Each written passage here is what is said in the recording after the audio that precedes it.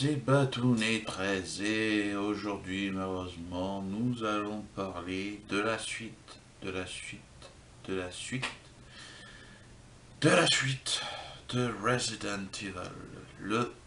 Cette fois-ci on va parler du quatrième épisode Resident Evil Afterlife. Et franchement, franchement, j'ai pas envie. Mais faut le faire. Parce que j'ai dit que je faisais la série. Donc je vais la faire. 5 minutes. Toi, le téléphone.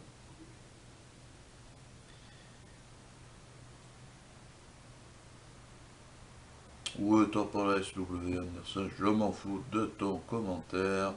C'est nul à chier, t'es Resident Evil, à part le premier. Bon, allez, commençons. Donc, comme vous le savez tous, la vidéo va être coupée en 3 points. Ça va être coupé par l'histoire, s'il y en a une, par les acteurs, et par mon avis, la conclusion. Bon, et par d'autres petites choses dans la vie et conclusion que je ne dis pas préalablement avant. Donc, nous allons débuter ceci par l'histoire. L'histoire se déroule malheureusement. Ah, j'ai pas envie de faire. J'ai pas envie de parler de ce film. Putain, vous croyez ça? J'ai pas envie de parler de ce film. On peut pas parler d'autres films? Non? Bon. Allez, bon, ben, on parle de Resident Evil. Hein, c'est comme ça, c'est la vie. Donc, je disais, l'histoire se passe 5 ans après Apocalypse. Non, Extinction. 5 ans après Extinction. Euh,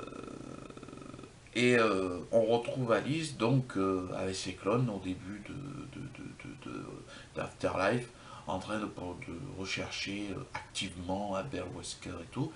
Ils le retrouvent, ils essayent de le tuer, mais celui-ci est plus malin puisque il envoie un virus qui annihile les pouvoirs d'Alice, qui la rend humaine. Donc après ce petit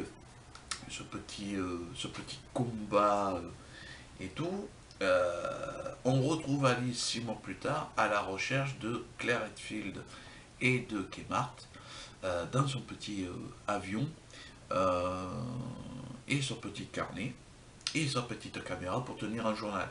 On ne sait pas qui va regarder ce journal, mais elle en tient. À savoir, peut-être des zombies ont envie de savoir ce qui s'est passé durant ces années, vu qu'ils ne connaissent pas Alice. En fait, bref. Et, euh, et du coup, elle va là où Claire Redfield et Kmart sont allés. Et elle trouve un quoi, on pourrait dire, un cimetière de, pas d'éléphants, et du Mitchell, non pas un cimetière d'éléphants, un cimetière d'hélicoptères, d'avions et tout.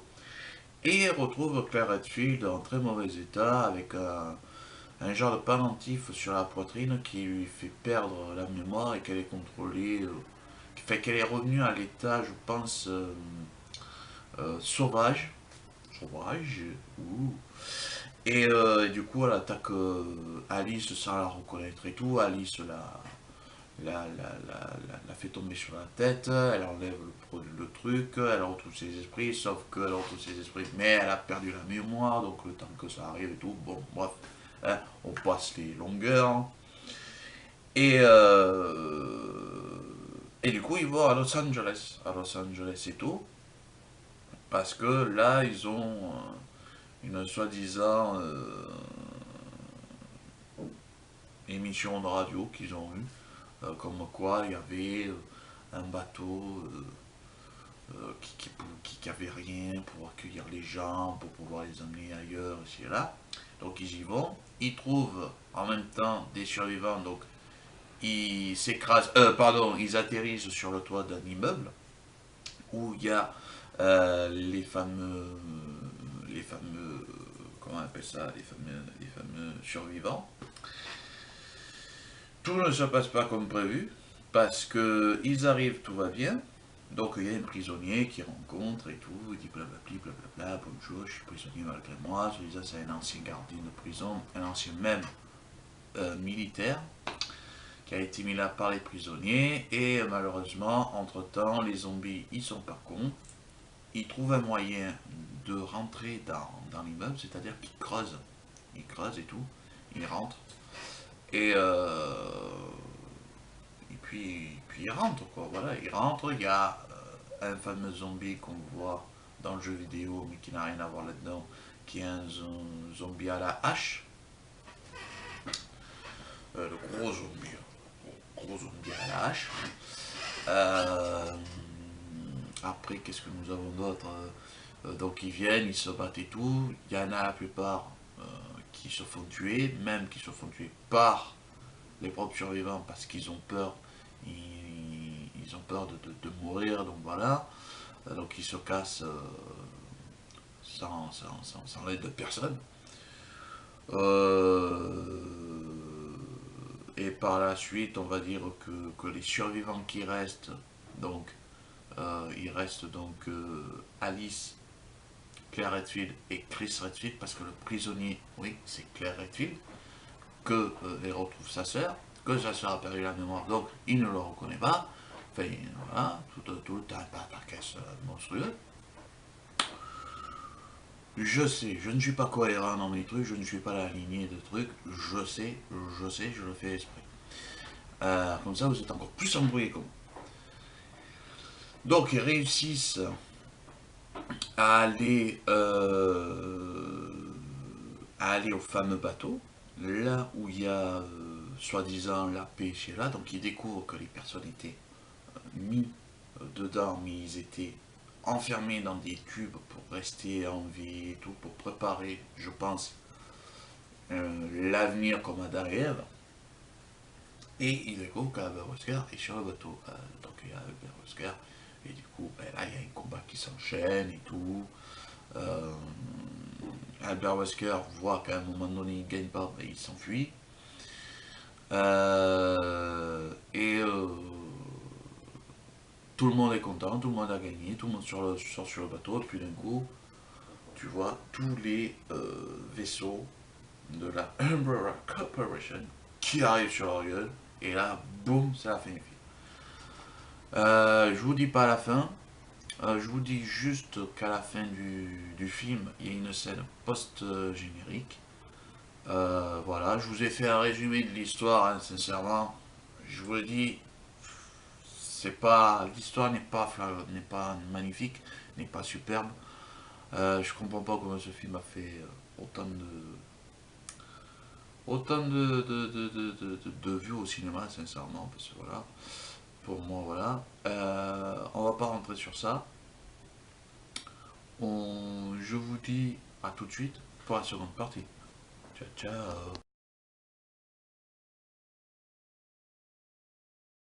Deuxième point, les acteurs. Donc, bon, vous le savez tous, il y a Mia Jovovich qui reprend son rôle, Ali Letter reprend son rôle de Claire Redfield, et dans une scène, je ne dirai pas quelle scène pour pas vous spoiler, on retrouve Sienna Guillory, donc qui tient le rôle de Jill Valentine.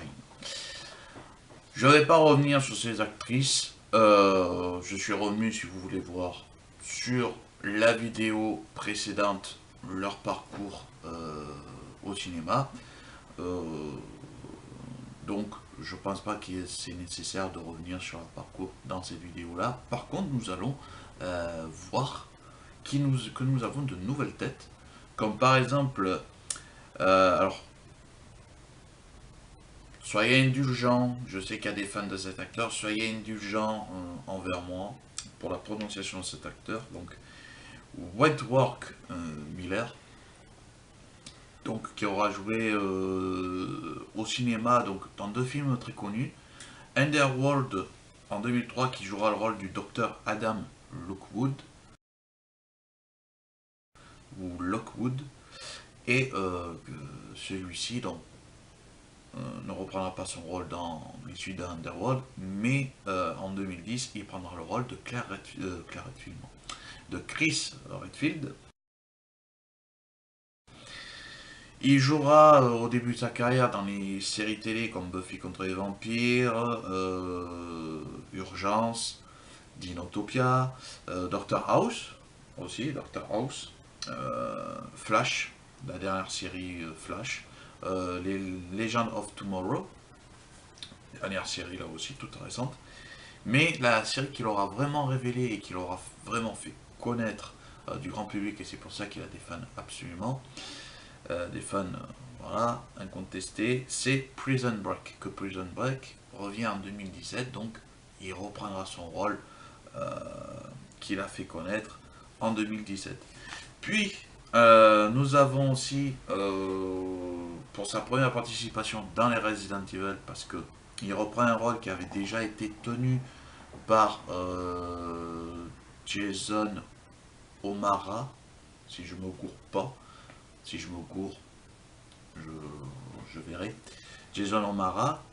Celui-ci, le nom d'acteur, ce n'est pas celui-ci, c'est Sean Roberts, donc qui rentre dans la série Resident Evil et qui prend le rôle de Albert Wesker. Celui-là, donc comme acteur, il aura joué dans 13 à la douzaine, je crois 2 en 2005. Il prend le rôle donc de Albert Wesker jusqu'en 2017. Donc d'Albert Wesker dans les Resident Evil. Il aura fait une bonne carrière au cinéma dans des films minimes, mais il aura fait plus dans la série, dans les séries télé, c'est-à-dire Sherlock, Supernatural, Flashpoint, puis voilà, des trucs très connus, je vous le dis. Puis après, il a fait des trucs moins connus, des téléfilms, tout ça. Voilà. Après, nous avons aussi Boris Kodjoe, qu'il a joué en 2008. Je pense que c'est ce film-là, pardon, qu'il a vraiment fait connaître au grand public, même si ce film est sorti en direct ou DVD. Starship Trooper Marauder, qui est donc le Starship Trooper numéro 3 dans la lignée, mais pour tous les fans, je pense que Starship Trooper 2 ne fait pas partie du lot, c'est plutôt Marauder qui fait le lien entre les deux. Voilà, avis, une petite parenthèse sur ça. Il aura joué aussi en 2009 avec Bruce Willis dans le film Clones, qui sont sortis au cinéma ainsi et là, puis après en DVD, voilà. Très bon film. Il aura donc à partir de 2010, il tiendra le rôle de Luther West dans les Resident Evil. Il reprendra son rôle en 2012 dans Resident Evil Retribution 3D. Oui, je lis mes notes. Oui, oui, je sais, je n'ai pas une bonne mémoire. Je sais, j'ai mes notes. Voilà, je triche. Vous le voyez, je triche. Voilà. Puis, en 2013, il tiendra le rôle d'un détective dans le film Nurse. Qu'il faudra, je pense, que je revienne là-dessus, mais petite parenthèse, voilà, fermée. Et puis, il aura fait lui aussi une carrière dans les séries télé. Au film, je ne dirai ça pas dans mon avis, conclusion, je ne vais rien dire là, on parle des acteurs. Et là, je pense qu'on est au summum du summum du summum des acteurs, pour moi, qui a joué dans la série Resident Evil. Auparavant, on avait Michel Rodriguez dans le premier. Pour moi, j'adore. Là, on atteint le summum. Je me demande qu'est-ce qu'il a foutu dans ce film. Heureusement, il est quand même seul. C'est Kim Coat. Kim Coates. Voilà, excusez-moi la prononciation. Je sais pas comment ça se dit. C'est un acteur, écoutez-moi, c'est l'acteur le plus expérimenté qu'il y a eu dans la franchise. C'est-à-dire que le mec, il a joué en 1990, dans Amity, la malédiction de Amityville. Il est sorti directement en cassette vidéo, pour ceux qui sont de ma génération, qui ont connu la cassette vidéo, tout ça. Il n'est pas sorti en DVD à l'époque. Ça n'existait pas, les plus jeunes qui regardent la vidéo. Eh non. Ensuite, il a joué dans Le Dernier Samaritain en 91 avec Bruce Willis. Il a joué en 95 dans Bad Boy avec Will Smith. Il a joué à Waterworld avec Kevin Costner en 95, la même année. Il a joué en 2001 dans Pearl Harbor avec Ben Affleck. Il a joué en 2001 aussi La Chute du Faucon Noir. Il a joué dans Assaut du Central 13, un film français fait par Jean-François Richer. Voilà, il a joué en 2006 dans Silent Hill. Il a joué dans Prison Break de 2006 à 2009. Il a joué dans Deux flics à Miami en 87. Il a joué dans Smallville en 2007. Il a joué pendant un an dans Les Experts Miami. Il a fait, là c'est vraiment la série qu'il a vraiment fait connaître parce que cet acteur est un acteur de second couteau, c'est-à-dire qu'il joue le rôle, il joue des seconds rôles. Mais il est tellement puissant, tellement, il a tellement une élégance quand il joue, et puis il a une aura dans les films que voilà, au final on va lui donner des premiers rôles dans certains films, mais il vaut mieux le voir dans le second rôle qui est magnifique. Voilà, cet acteur a vraiment été révélé trop tardivement pour mon goût, euh, grâce à la série qui a été diffusée et tournée de 2008 à 2014 par Son of Anarchy. Il a joué le rôle de Tig. Son nom complet c'est Alex Traeger. Voilà. Et en revenant aussi, parce que j'ai oublié de vous dire, c'est que dans Resident Evil Afterlife, il joue le rôle pardon, de Bennett Sinclair.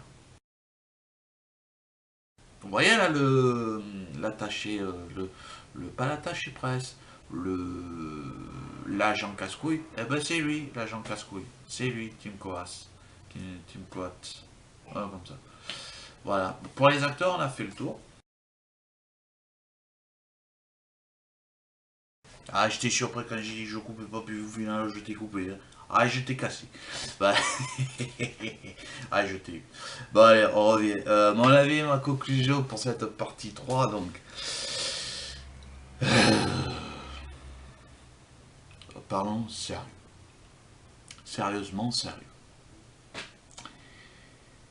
Comment, comment un film de série B a pu avoir un budget de 60 millions de dollars et engranger en budget, en recette totale, 300 millions de dollars dans le monde.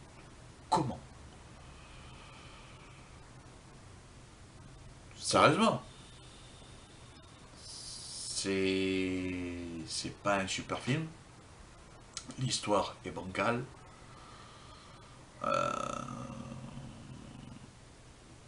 Ce n'est pas du tout le Resident Evil que nous connaissons. Il n'y a rien qui concorde par rapport aux jeux vidéo, à part le mec à la massue là, qui vient à la hache, là, qui vient, qui essaye de te couper en deux.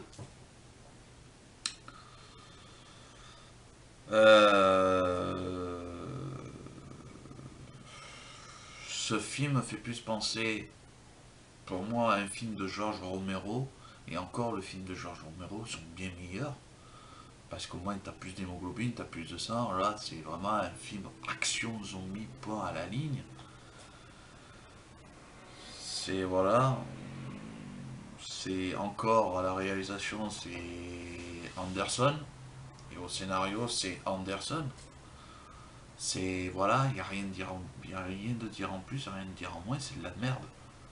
C'est de la merde. Depuis Resident Evil 2, tous les Resident Evil 4 et 5 là, c'est de la merde. L'histoire ne colle pas, l'histoire n'est pas cohérente. C'est toujours 5 ans, 6 ans après.